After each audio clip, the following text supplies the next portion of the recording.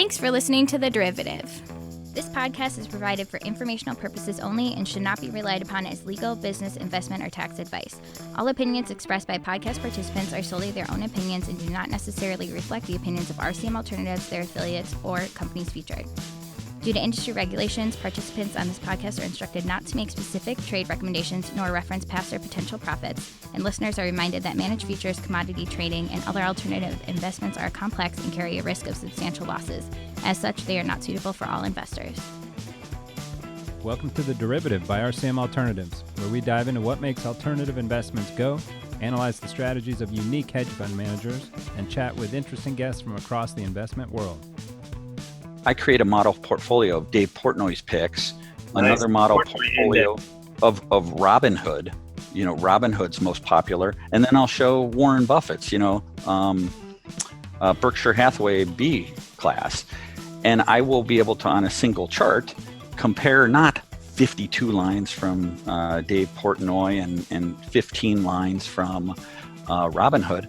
I'll be able to aggregate Dave Portnoy's into one line and look at it like it's its own security. I can see its exposure to ETFs, stocks, and mutual funds. I can see its risk characteristics. I can see its geographic exposures.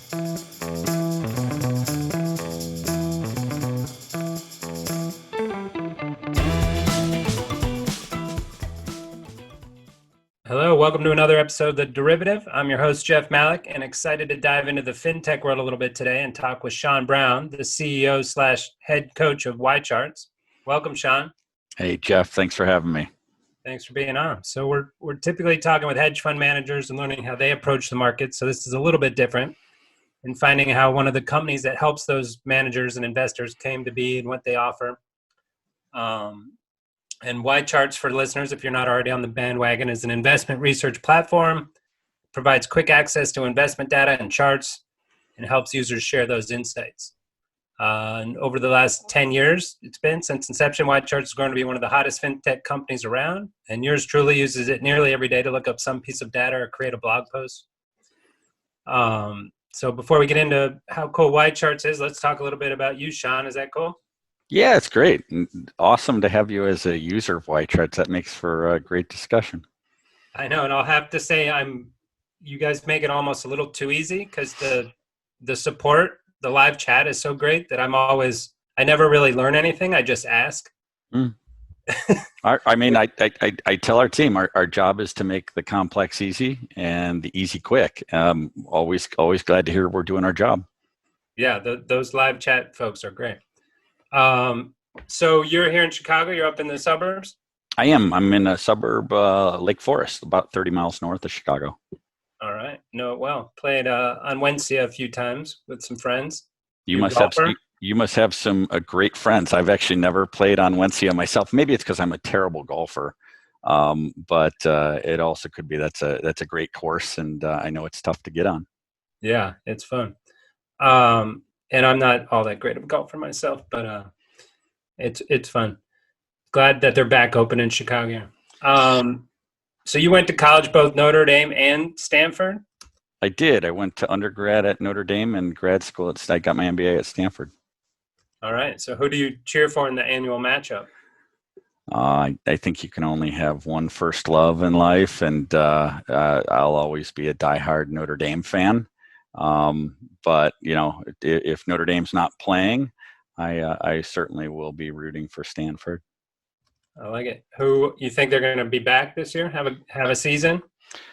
I do. It'll be interesting to see what that shape takes. I know as a regular attendee to Notre Dame Stadium, they don't have it figured out yet. So I have a feeling stadiums are going to be about a quarter capacity and people sitting every other row kind of thing. So I'm interested to see how that affects the play on the field when you're not getting the loud stadium noises and the excitement of seeing all your classmates in the stands. Yeah, and who is it? The Oakland A's are selling their fans. You can buy a cardboard cutout of yourself. You send in a picture, and they'll put a cardboard cutout in the stands of you.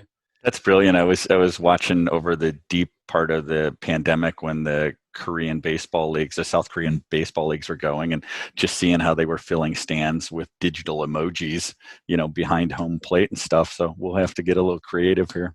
Yeah, those guys are good. And then I think of the football season, like anytime you've been Notre Dame, Bears game, like the men's rooms are just, right? That's a pure breeding ground for a virus. Like you're packed in there, you're breathing hard. It's cold. Yeah. Yeah. I don't know about that. The world has changed. Let's see how it impacts sports. Yeah, that's a whole nother topic. So also a bit of a chef or a home chef. Tell us a little bit about that. I love cooking. Cooking's my therapy. Grew up, my mom's all Italian, and that was some joy she was able to pass on to me. I just love the feeling of having the family sitting around the island in the kitchen, open up a bottle of red wine. And I'm not the follow the recipe kind of guy. I'm the creative. What do we have in the refrigerator and how might it come together? And so sometimes I get it right. Sometimes I don't get it right, but I love the creative process of cooking. That's my wife's disclaimer at the start of every dinner party. Like, if we screwed up, we can always order a pizza. Yeah, that's the same. And I've had to do that on a couple occasions. And what are you're hitting Italian pasta dishes? Everything? You know what I really, really enjoy? I love to just take the basics and try to do them better. I love to take the recipe for a grilled cheese and make it the best grilled cheese. I love to sous vide a nice steak and get an incredible flavor out of a steak I've had 1,000 times in my life. So I do a lot of Italian, but otherwise it's literally what did I see on at the grocery store shelf that looked appealing, and how could I put it together with some things in my fridge that may be soon to expire, and see how it works out. And you know how to pronounce sous vide, so you're ahead of me by far. What is that? So sous vide is where you basically cook a steak to the exact temperature you want it by. It's basically in a vacuum sealed bag and in a pot it's boiled at a specific temperature, and then you just put it on the grill to sear it. Oh, I like that. Yeah. So there's no guesswork on the no guesswork. You say you want something medium rare, or you say you want something slightly north of rare. You pick the temperature, it comes out exact. You just sear it at the end to make it look like you're used to a steak looking, and it's fantastic. All right, I'm gonna try that out. I've been doing for the kids these crazy French toast experiments, like jelly donut French toast, s'mores French toast, Fruity Pebbles French toast. Yeah, I think you have kids around my kids' age. I think you mentioned you have at least an 11-year-old, right? Yeah, 11 and 8. Okay, so I have a 12 and a 13-year-old, and that's how my cooking approach has changed. Is I don't like to cook just for myself or my wife. I like to cook for the whole family, and my kids seem to have picky taste buds. So I've simplified things and gotten to great grilled cheese, great great pizzas, great steaks, great burgers, great hot dogs, and just trying to do them a little bit better than I've had them before. All right, I'm inviting myself over for one of those world's best grilled cheeses. That sounds good. As long as you stay about 6 feet apart, you're welcome. Right. So give us a little background on what you were doing before getting into YCharts. So immediately before, I was leading a division of interactive data called YCharts, called SevenTix. SevenTix was a low latency trading network used for, very quick trading by hedge funds, prop shops, and others. I was leading a division. We sold to ICE, the owners of the New York Stock Exchange, for a little bit over $5 billion. And I told my wife it's time to take some extended time off and do some things we have postponed in life, and had every intention of doing that. And then I ran into the team. I ran into 2 weeks later, ran into the team at YCharts, and that was 4 years ago, 2 weeks, and it's been just awesome since then. My wife's still a little pissed that I never took that time off, but Yeah, you're supposed to be doing this cooking in Italy after that sale. Oh yeah. There. So we've tried to fit in, do a little bit better job of fitting in our dreams along the way, maybe than we used to. But before SevenTix, I have a history that started as being a software developer, progressed to being a strategy consultant, and then I became just a perpetual entrepreneur. Great. 7 ticks. So who the ICE data team bought that? Yes. Yep. I can't remember the technical name of that, but yep. ICE Data Services. Yeah. Yeah. We do some work with them on our algo team. Yeah.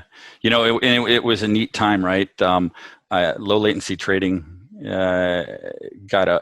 appropriately got a bad name with some of the bad actors at Flash Boys and some things profiled in books. We simply had very, very fast pipes that we leased out, and we managed network uptime and redundancy and all of those things. And so it was a neat time where technology perfectly coincided with the advent of digital trading and things like that. And so a lot of fun. And what you always hear, like, it's a race to zero, and right, everyone's out trying to outspend each other, build a radar tower, all this stuff. So were you benefiting from that, or you were hurt by that kind of?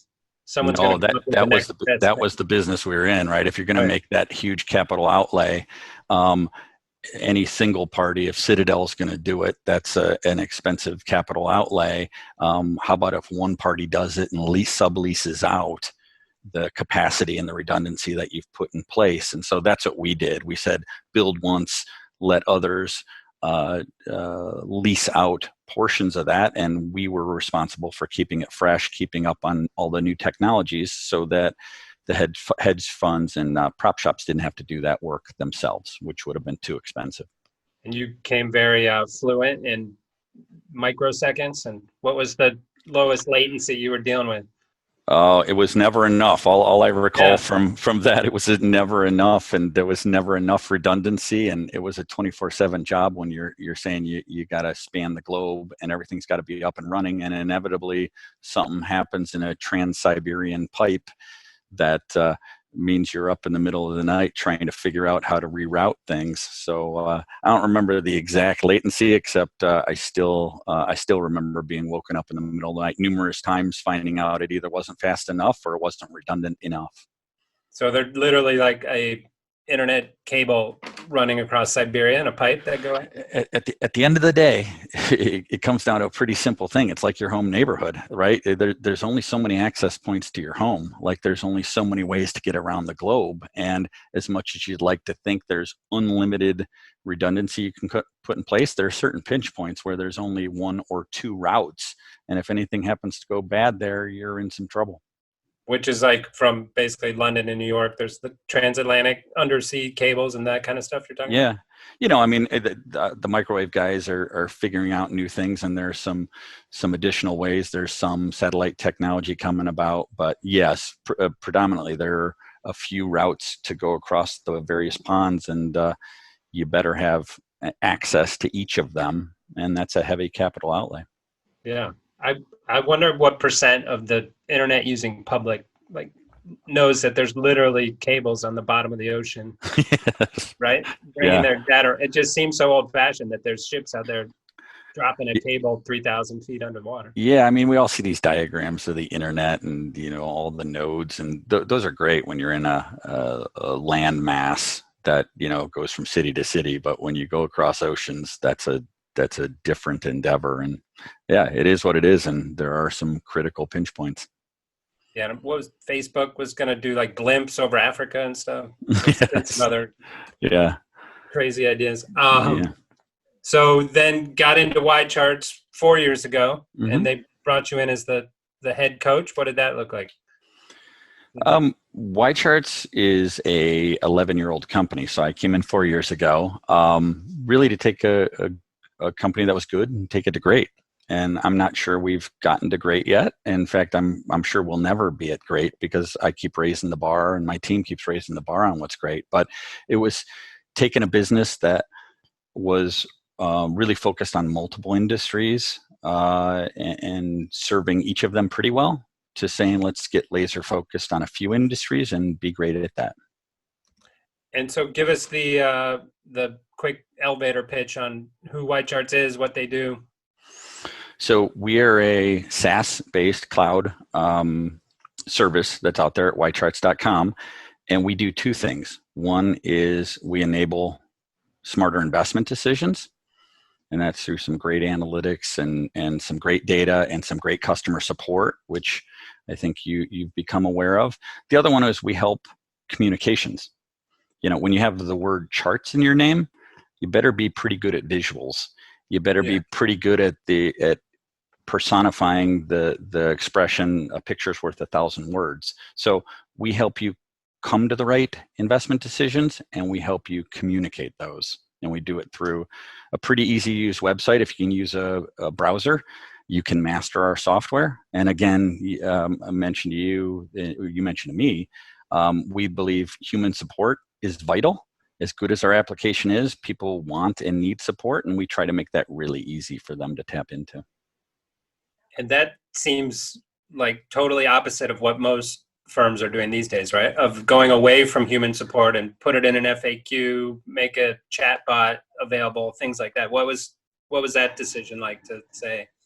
Well, I just think you got to know your market, right? And if your market is a bunch of fully tech-enabled millennials who don't want to talk to people and prefer completely digitized communications and are fine with bots, then a business model to serve them, it's pretty clear what that is. The market we serve predominantly is wealth advisors and asset managers. Typically speaking, those are groups that are north of 40, may not individually be the most tech savvy people, or may not have the time to become tech savvy, and they appreciate the comfort of knowing they can get some help. They not just in like, how do I do this, but hey, I don't have a big team. Do you have anybody at YCharts who can do this for me? And we don't charge extra to create help you modify a sheet that links to our database, an Excel sheet that links to our database to achieve whatever your business objective is. That's just the business we in. I guess I'd say that's what our market needs. That's what we provide, and it does run counter to the laws of SaaS, which say, don't have people involved, because that doesn't work well. It works great for us. Right, but you don't see it as a drag on profitability, or it improves the customer experience, so you're going to get more customers out of it in the long run? It's a combination of we get more customers and we rarely lose customers. So one of the challenges when you're a subscription-based service, whether you're Netflix or you're a software company like us or Comcast, is how do you keep all the customers you currently have? And one of the things with our secret sauce is very, very infrequent for a customer to leave us, which means as we look to grow and scale, we can count on very predictably, high 90% of our revenue that we previously garnered sticks with us. And any new customers we bring on board, we bring on with the same sense of comfort that they're going to be with us for a long, long, long time. And I'm talking, 5 to 7 years is kind of our average. And so I view it as kind of a cheaper is the wrong word, less expensive, an online version of Bloomberg. Would you say that's fair comparison? That's one comparison. If you were a breakaway wealth advisor and you were used to working at the wirehouse or the broker dealer you were at, and you had access to a Bloomberg terminal for $20,000 to $25,000 a year, you may not have that budget when you break away. So we think we've probably got 80 to 90% of the functionality, but 100% of the functionality they need at a fifth of the price. So we can either be a more mobile, easier to use and easier to learn, and more inexpensive version of a high-end product, or if you're coming from using free services, Yahoo Finance, Google Finance, YCharts, or something like that, we're at a price point where we're not too far out of your free budget. So for those that are power users of those services but see some weaknesses, they can become our customers too. And so talk about Koifin for a minute. I think they're kind of a darling of FinTwit, of all the Twitter people I follow on, and that you think that's just because it is free tool and they can easily build their charts. Well, first of all, I have nothing but respect for Bloombergs and Koifins and others in our space. So I'll be careful not to say anything that would sound anything like disparaging. But I think when a business model, revenue is an important part of any business that I've been part of, and free services, there's only a couple ways to make money off of a free service. It's what do you do with the data you're collecting, and do you serve up ads? Because you can't, they call it a charity if you don't collect, if you don't collect revenue through time. So I think there are companies out there that are going to need to figure out how, over the long run, will they make money. In the meantime, there's numerous niches that can be exploited in the space. A free, better version of Yahoo Finance or Google Finance is certainly a space that a company like Koifin is exploiting. And why doesn't Google just come in here and dominate this space? You'd think, I've always thought it'd be great if you could just type in any symbol, right, a future symbol in the search bar of Google, and you could automatically have the data right there on the screen. Any thoughts on why they'd stay away? Or well, first of all, if Amazon or Google wanted to attack any space, believe me, I don't have a big enough competitive moat to say they'd never be able to. So hopefully nobody from Google or Amazon is listening to your podcast right now, Jeff. Right, we'll filter those out. Yes. But to answer your question, I think to serve the demographic and the market we serve, you need not only data, you need workflow enabling things like how to do a quick analysis on something, how to do a comparative analysis, how to do deep dive research, how to export things to Excel. So you do some very, very customized things, and you need human support. And I think when you add together the three-legged stool of the right data, easy to use tools, and great customer support, that's a pretty difficult stool to replicate.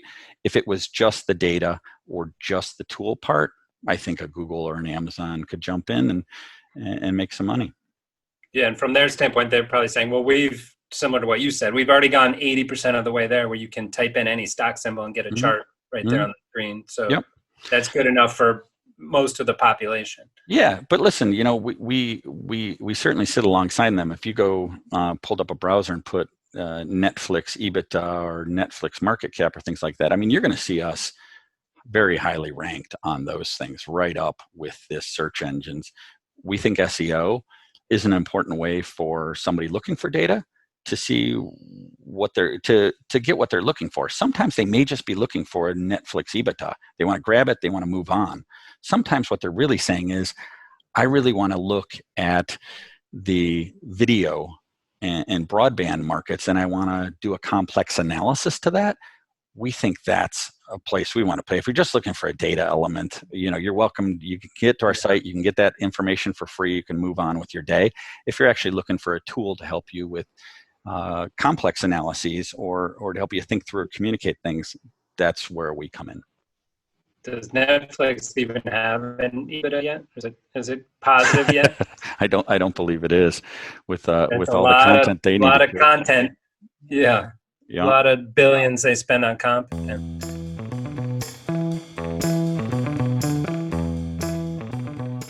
Yeah, and for us, we love the comparison charts, benchmarking across things, right? I can pull up any number of, usually we do a monthly asset class scoreboard, we call it. So you guys just to pull up the different commodities, hedge funds, S&P, world stocks, real estate, basically via ETF as proxies, but ability to put all those on a chart, normalize it by percent return, underwater equity curves, all of it. So what do you see? And it kind of feels to me like people who are Microsoft Excel-based workers are kind of more the target, or they find it more useful because you have all those Excel tools in there. Well, we're not so arrogant as to think that we've thought of every single scenario of what you'd like to do with your day. And so we've got every single use case supported in our software. So because with that disclaimer that we're only as smart as we are, and that's not smart enough yet, we know we want to make it easy for our customers when they aren't able to get support for their use case within YCharts, that they can do it in Excel. Yeah. So what we do with Excel, and it's a small portion of our customers that actually use Excel or see the need for Excel. What we do for Excel is our database is tied to it, and we can help you create, at no charge, we can help you create a sheet that achieves your objectives. And if your objectives is, hey, I want to be able to do a side-by-side portfolio comparison where, my client has some fixed income securities that are not in the YCharts platform. So I know I need to go grab that from another system and plug it into a sheet along with what I can get standard from YCharts.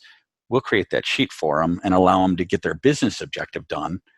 And oh, by the way, since we're helping you create the sheet and we're in touch with you on it, it serves as a great source of input for us on what things we should put into our software. So we use it as our R&D sandbox to help us see, wow, we're getting a common request to do things outside of our application. It's time to put that into our application. Yeah. And I'm lagging there. I need to do that free call and say, hey, set me up so this automatically pulls into the Excel sheet. We're still doing the export, paste it in, then do our stuff when I know there's the functionality to automatically have it pulled in. Yeah, we've also got some really cool functionality. I don't know if it meets your use cases. We've got some functionality called model portfolios. Yeah, we use a lot of those. We do some work with some different mutual funds. And so advisors are saying, hey, what do these all look like together? And we shoot out that report automatically to them every month. Yeah, exactly. So, whether you're creating a sleeve that is a FANG sleeve that you may use for multiple of your clients, or you're creating your own version of a 60-40 or 70-30 or 80-20 portfolio, or you just want to do some things like I do often, like Dave Portnoy from Barstool Sports has made a bunch of picks, right? And over time, I create a model portfolio of Dave Portnoy's picks, another model portfolio of Robinhood, Robinhood's most popular, and then I'll show Warren Buffett's, Berkshire Hathaway B class, and I will be able to, on a single chart, compare not 52 lines from Dave Portnoy and 15 lines from Robinhood. I'll be able to aggregate Dave Portnoy's into one line and look at it like it's its own security. I can see its exposure to ETFs, stocks, and mutual funds. I can see its risk characteristics. I can see its geographic exposures. So I think that's neat functionality for so many different use cases that I'm glad to see that you're leveraging it. Let's get the link to that Portnoy portfolio, and we'll put it in the show notes, because I'd love to see that. Is it as good as he makes it seem? Yeah, it's an interesting period in this pandemic where, the day trader is generally speaking, thriving right now and has been over the last 90 days, just a crazy 90 days. So yeah, his portfolio looks awfully nice. It's outperforming Robinhood's top day trader picks and significantly outperforming the Oracle of Omaha. Yeah, he's been kind of the loser of this whole thing. So you mentioned Robinhood a few times, so I just wanted to talk about that. What are your thoughts on that poor kid that killed himself, and just as a responsibility as a tech platform in the financial space? And it's a little different for you guys because you're not, kind of enabling the trading. Mm-hmm. Maybe you are in an indirect way. Just getting a little heavy here for a second, but what are your thoughts on just kind of the responsibility the company has to be, responsibly offer up this data? Yeah, boy, what a tragic situation that is. And, the analog is you're a knife creator. What is your responsibility to what happens with that knife? I think my biggest concern right now in trading and the retail trading is, despite whatever small balance, some younger people are putting in their accounts, they can't possibly, very few of them can really know what they're doing. And things are getting so gamified right now that it's hard to tell the difference between a TikTok video that, my 12-year-old daughter's creating and a trade on margin or a heavily leveraged position on a Robinhood account. And I obviously say that somewhat facetiously, but we're gamifying everything. And the gaming mentality is, well, if it doesn't go well, I turn off my PlayStation 2 and I go about my day. In the world of real money and real losses, that game's not funny. And so I believe as an industry, especially trading applications, guardrails have to be put up. And as much as you get people to sign things, did you read this disclaimer statement? You could lose money, check here. That's not enough. We have to have some guardrails that say, I want to have you triple confirm that you understand that if the movement on this call option that you put in place is in the following parameters, your loss could be up to this. I do think there's an obligation to say there is some responsibility for how your platform is being used. Now with us, I sleep very well at night by saying our whole value prop is to help you make better investment decisions. And we are not directly linked into any trading system by design. We want you to be thoughtful. We want you to do your research. We want you to think it through. And we probably want you to sleep on it before you execute on that trade or that rebalance. So we deliberately are saying, we want to help you make good decisions, and we don't want to make it too quick and easy for you to press buy. Right. I think that's for the whole industry, is like, how do you weigh that balance between gamification, user interface, super simple, get users in as quickly as possible, and do they really know what they're doing? Have you provided the necessary tools for them to learn what they're doing? Yeah, and free trade scares the hell out of me, to be honest with you. It's wonderful if you're a professional, right? It takes it makes it easy to rebalance a portfolio. It's so dangerous if you're an individual investor and you're dealing with hype and momentum and fear of missing out, as opposed to really doing your homework. And then there's no barrier to making 20 trades a day. FOMO, the kids call it these days. So.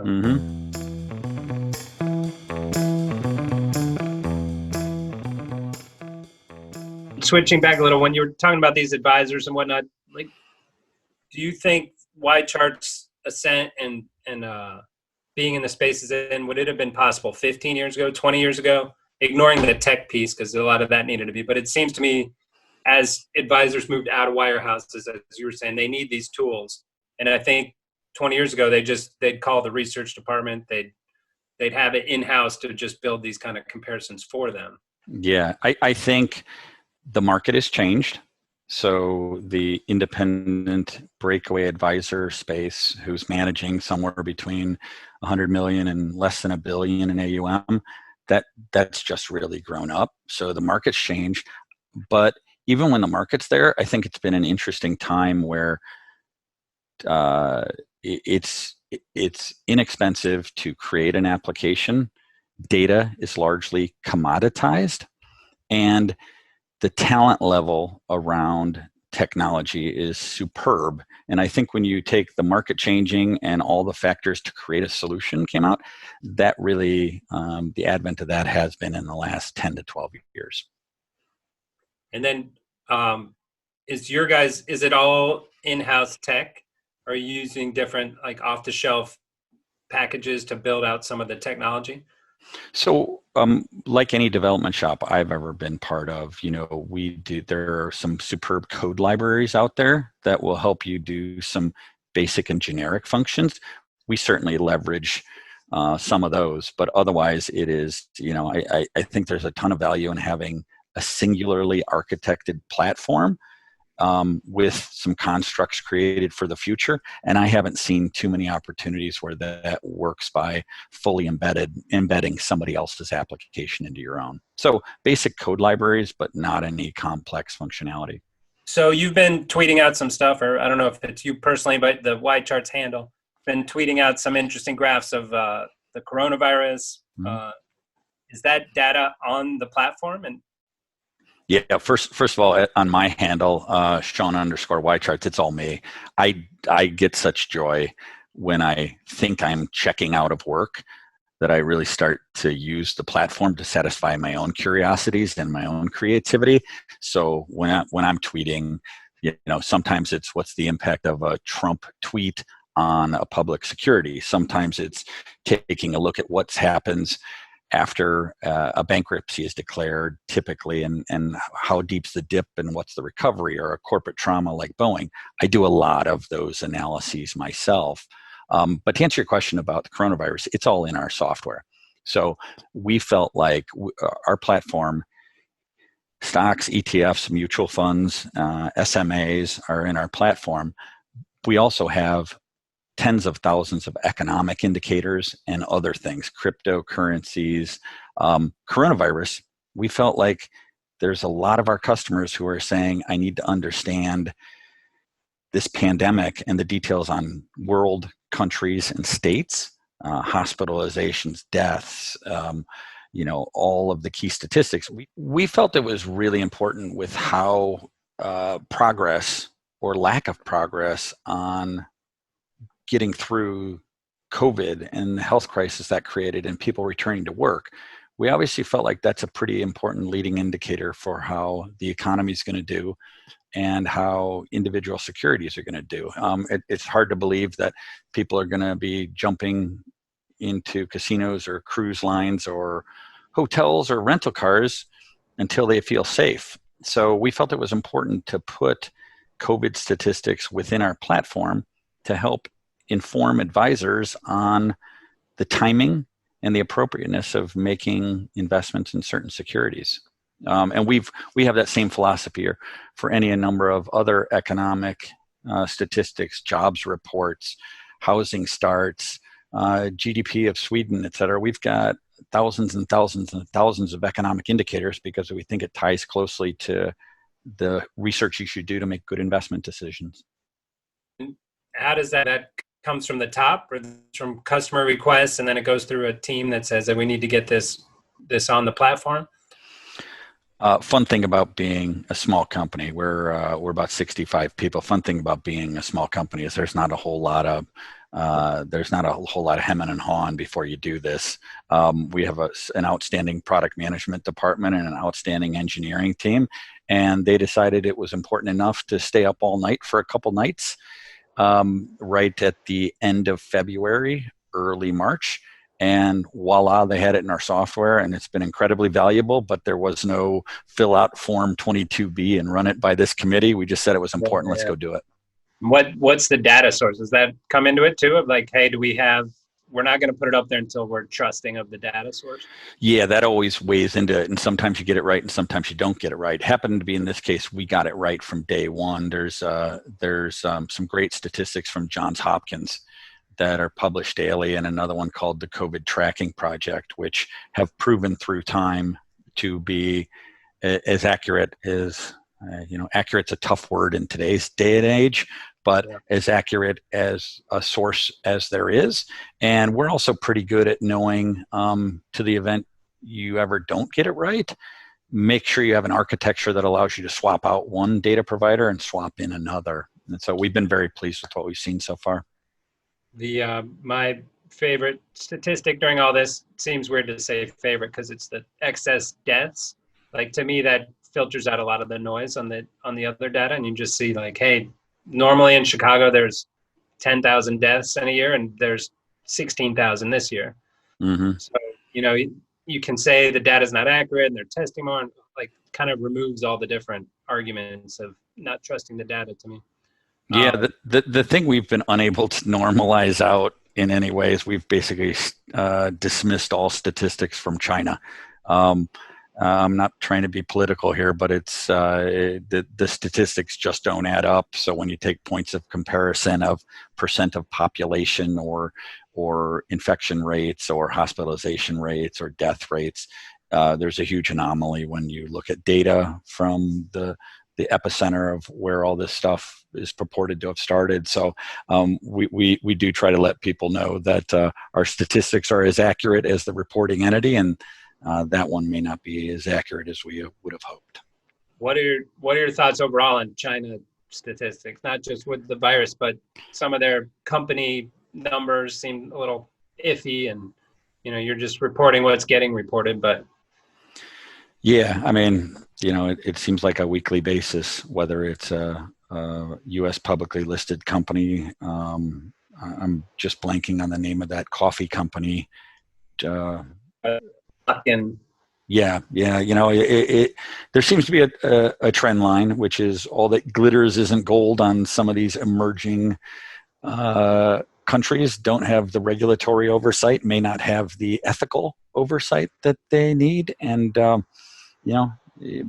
caveat emptor. If you're going to be buying things associated with those as a software company, I would love to see a real stepped up respect for intellectual property rights, because there's more than a few stories out there of software that ironically is extremely similar to software that was created in a more democratic market, and there aren't really good courts of appeals on these kind of things. Yeah, that's unfortunate. And actually, we did some interviews with some Chinese hedge fund managers a couple weeks ago, and they were saying, yes, there's that, but also look at the U.S., look at Enron and this wire card that just happened. And so it's like, it's not unique to the U.S. Yes. Bad actors exist. Bad actors exist everywhere. And so a little more on this. So the COVID stats would kind of be considered alternative data, perhaps. Mm-hmm. Like, what are your thoughts on, hedge funds wanting satellite data and number of cars in the target parking lots, and kind of going, is there a market there for you guys? Do we ever have that kind of granularity? So it's great, so I follow millions of dollars. I follow all this stuff, and I think it's really great for if your target market is looking to get the first sign possible that a buy opportunity exists or a sell opportunity exists, as far upstream towards those leading indicators. What are executives' body language? What do parking lots look like?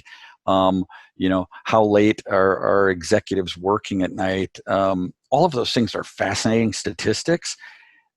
They're not yet something that our target market is real interested in. Our target market, again, as wealth advisors, asset managers, broker dealers, they're much more of a mindset of buy and hold, and willing to acknowledge the fact that they may have gotten in one day too late or 15 days too early if you had a short-term time horizon. But with a long-term time horizon, they're saying that's a blip on the radar. I'll let the hedge funds, prop shops worry about market timing and technical analysis a little bit more than us. We're looking at fundamental analysis and buy and hold mindsets. Yeah, to me, that's the next unicorn of some CME group, ICE group type firm that says, hey, we're going to put all this alternative data in one spot, enable companies that come up with the data to better market it and sell it, right? And you could have this huge marketplace of people buying and selling these alternative data streams. I couldn't agree more. I mean, you can get all the way to the facetious of how much ban roll-on are these executives using, and what's their sweat profile, so I know whether they're telling the truth or lying in their earnings calls. And it's neat to see that evolve. Not yet relevant to our typical target market. Yeah, it's funny to me, right? Because you came from low latency, which is always a weird term to me because it basically means high frequency. Mm-hmm. Low latency seems slow to me if you're not in the business. But it means, right, there's very low time difference between what you're trying to do. But you've gone from that super low latency to like daily delayed data, right? Mm-hmm. I guess some of the stock data is real time on there, but or near real time. Yeah, and what it's reminded me of is there's all kinds of different ways to invest to achieve your objective. There's short-term, quick in, quick out, and there's methodologies to support that. And there are long-term buy and hold, and there are methodologies and approaches to do that. I personally am a believer that if you're doing things right, you should be blending them together. And much like when we go to buy a house as individuals, I think you start by saying, where is the crime rate the lowest? Where are the taxes the best? Where's the school system the best? Where is the weather the best? You look at some key fundamental statistics on a home. But before you buy, you get more of a technical mindset. You start to look at comparables. You start to look at things that have happened in your market that would allow you, is it the right time for me to get in and buy that house I love in that town? I view investing in a similar way, that I think it's neat when people combine fundamental and technical analysis and say, I know this is what I want to hold long-term the most, but what is the right entry point for me to make that acquisition? And I love when people merge those a bit. So you, like me, have no standing to say that we have any technical analysis with home owning in Illinois, right? We would be we would be long gone in Texas or Tennessee or something if we considered all the facts of the pension debt, the taxes, but that's a discussion for another time. That's a whole separate podcast. We'll have to schedule that one. Yep. Exactly.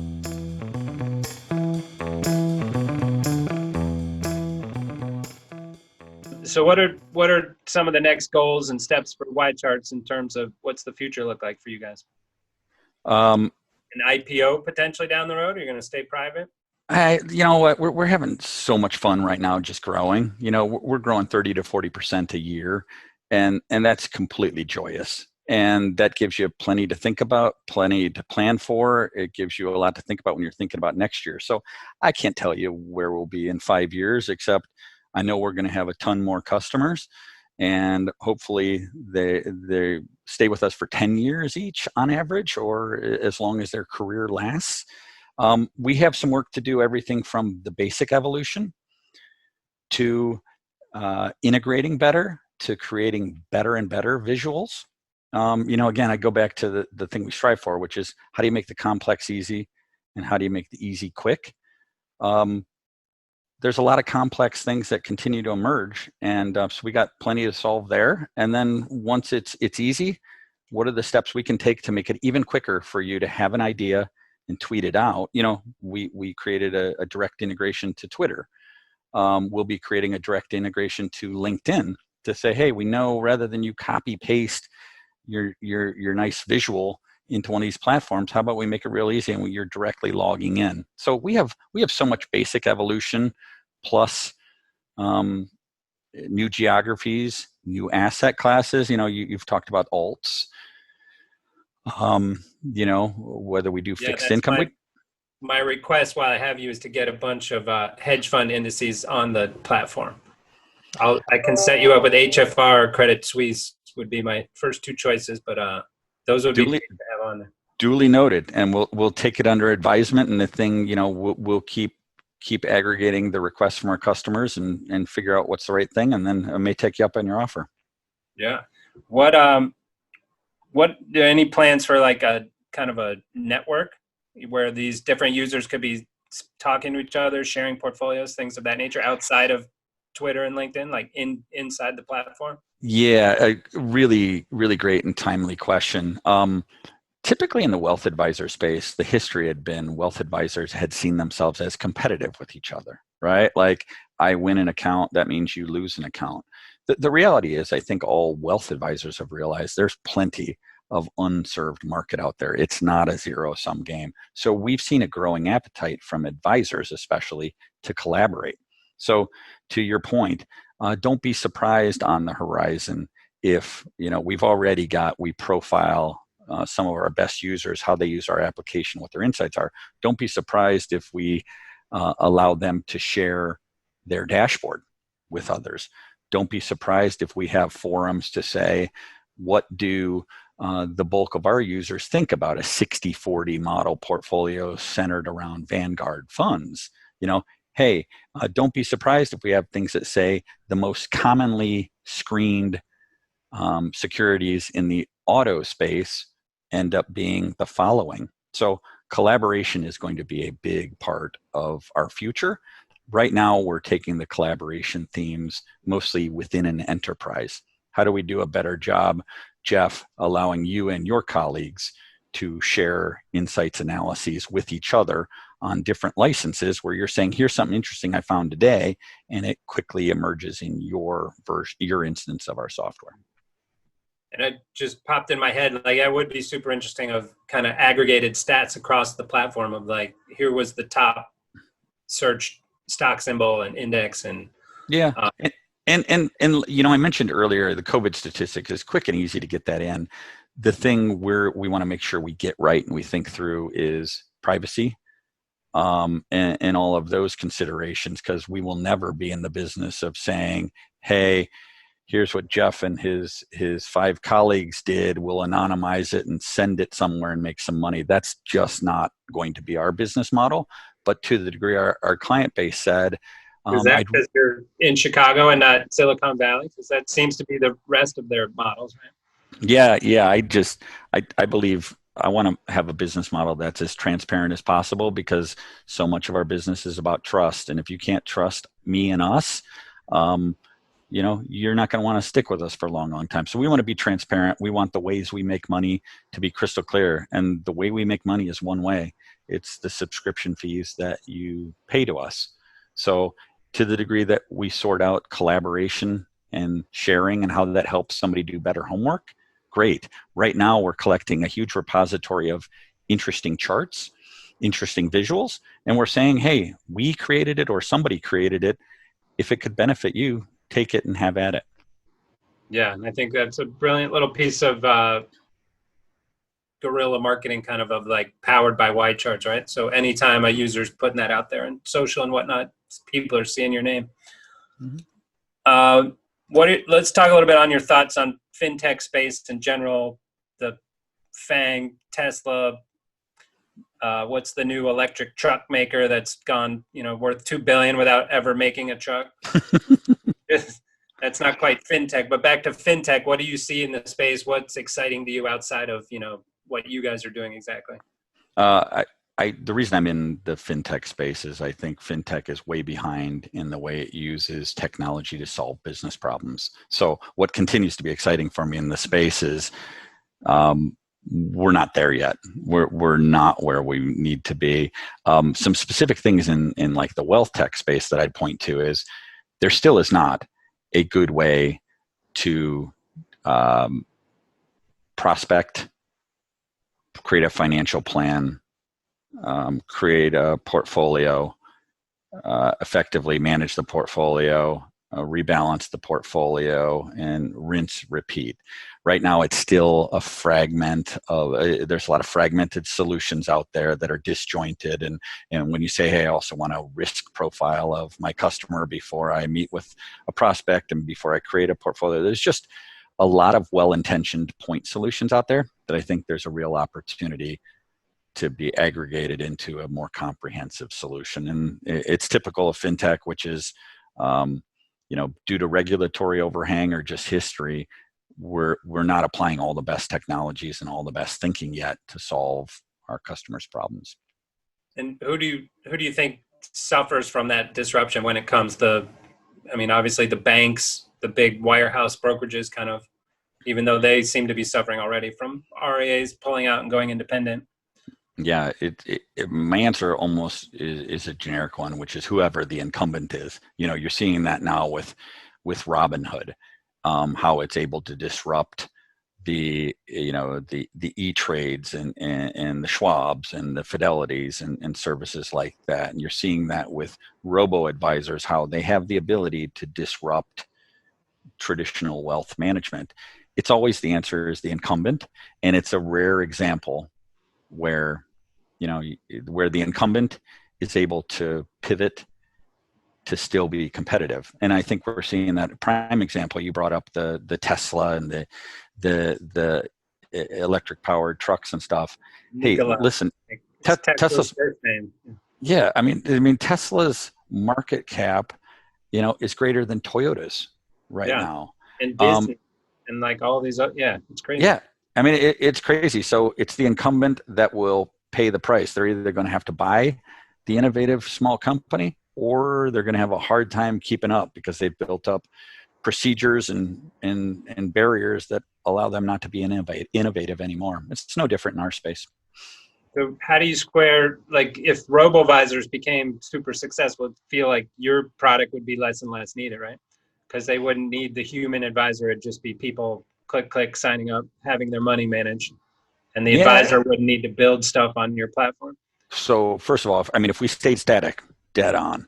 But let me paint a different scenario for you. If robo advisors were able to allow the 70% of America that is not currently served by professional asset management, if you said, hey, the target there, that engine still needs to understand the client, needs to come up with the right security, needs to notify them when there may be some challenges and issues.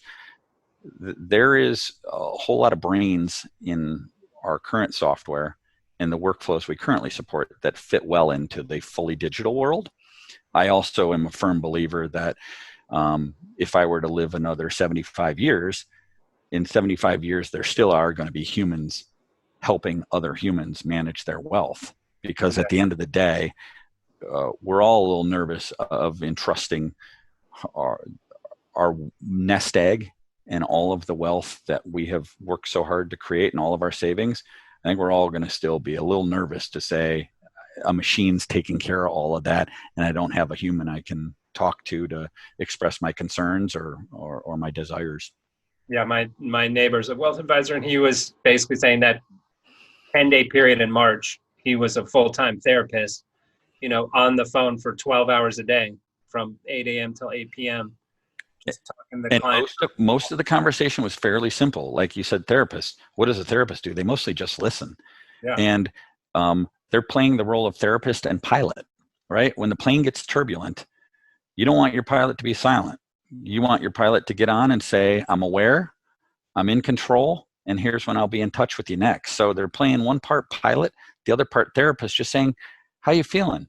Hey, we thought about this when we created your plan. We're going to stay the course.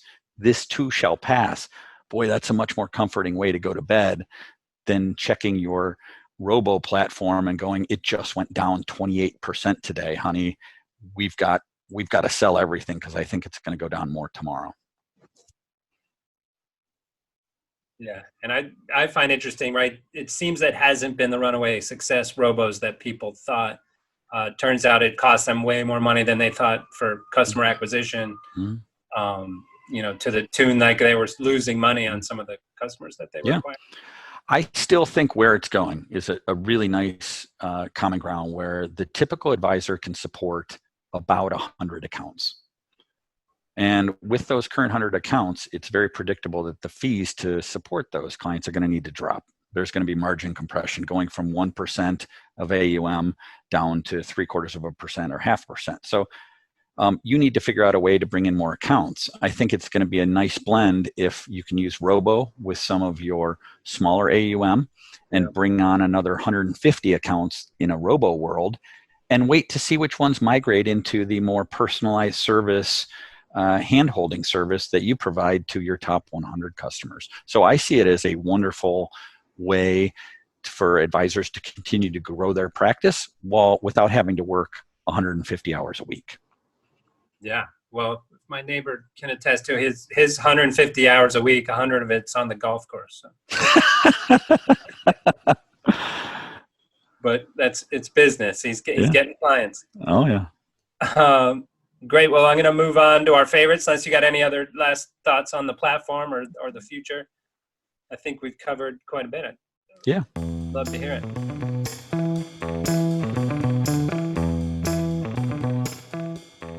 So yeah, every pod we ask you some of your favorites, some quick fire answers. Mm-hmm. So I'll start with Joe Montana or John Elway.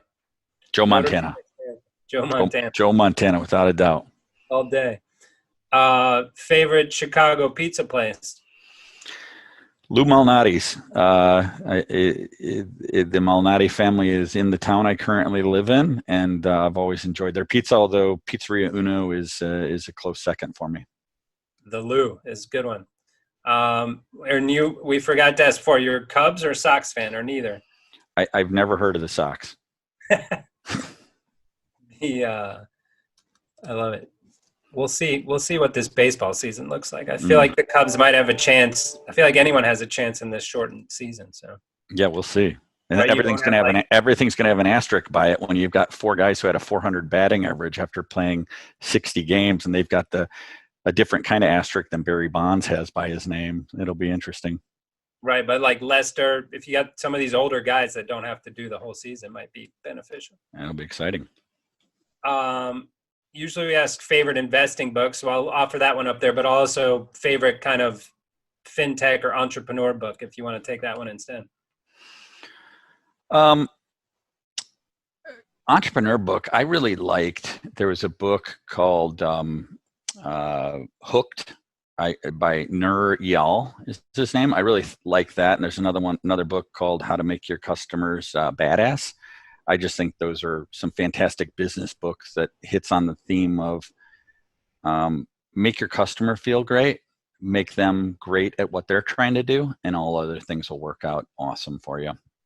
Yeah, we used to, my old company that I was head of would make every new employee read, is it Tom Mitchell or some Mitchell, Hug Your Customer, who ran the suit shop in Greenwich. So it was some great messaging. I was also, you were also suiting up the hedge fund guys that were willing to pay $6,000 a suit. So yeah. It was easy to hug them. Favorite function inside YCharts? Customer success. I'm sorry, are you talking application function or organization function? I was talking application, but I'll take the earlier one. That sounded interesting. Sorry, if you were asking about my favorite roles within YCharts, it's the customer success team. I just love that they're the front and center for helping us make our customers successful. But if you're in terms of application functionality, I love our model portfolios.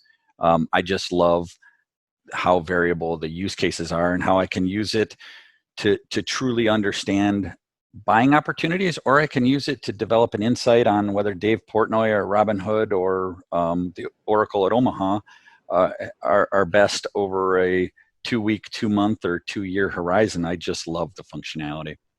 That I'm going to make a blog post out of that. I love that idea of looking at those three up against each other. And then lastly, favorite Star Wars character?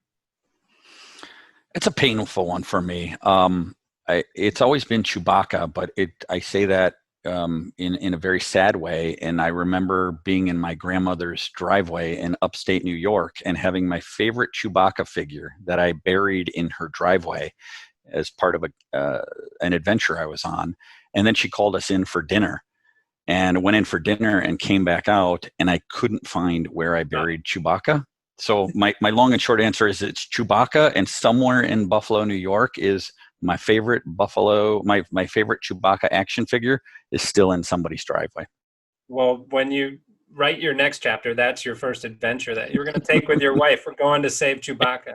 We're digging up somebody's driveway because it was gravel back then, but it's surely paved now. So we're going to have an awkward conversation saying, can I dig this up and see what happens to plastic after 45 years? Well, it'll be frozen in the Buffalo tundra. So yeah, true. It may be out there 2,000 years from now. Somebody's going to be with a pick and the axe digging there and find the city of Buffalo exists, and they're going to find an action figure, and they're going to piece it together and say, "Wow, this must have been some mystical symbol." It was Chewbacca. Chewy, I love it. All right, well, thanks, Sean. This has been fun. I'm looking forward to continue watching you guys grow and have success. Jeff, thank you for being a customer. I really appreciate it. Thank you for having me on. And I did want to offer something up to your listeners too, if that's okay. Right. Yeah. So listen, we love to get in discussions with new people, and you're welcome to take a 2-week free trial. But I also did want to offer a 15% discount to anybody who references your podcast before the end of August. So please, mention this podcast, and I would love to get to know you. All right. I appreciate that. Well, thanks so much. Good luck. Have a happy 4th of July. Forgot to mention that's why I'm wearing these big, broad red stripes. But you too. Go America. Have fun this weekend, but stand far apart. Stand far apart and don't hold the fireworks too close to your hand. All right. Thanks. All right. Take care, Jeff.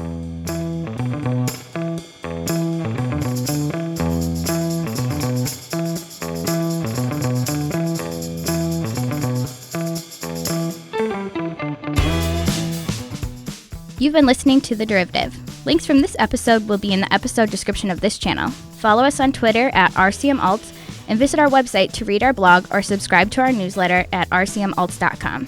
If you liked our show, introduce a friend and show them how to subscribe. And be sure to leave comments. We'd love to hear from you.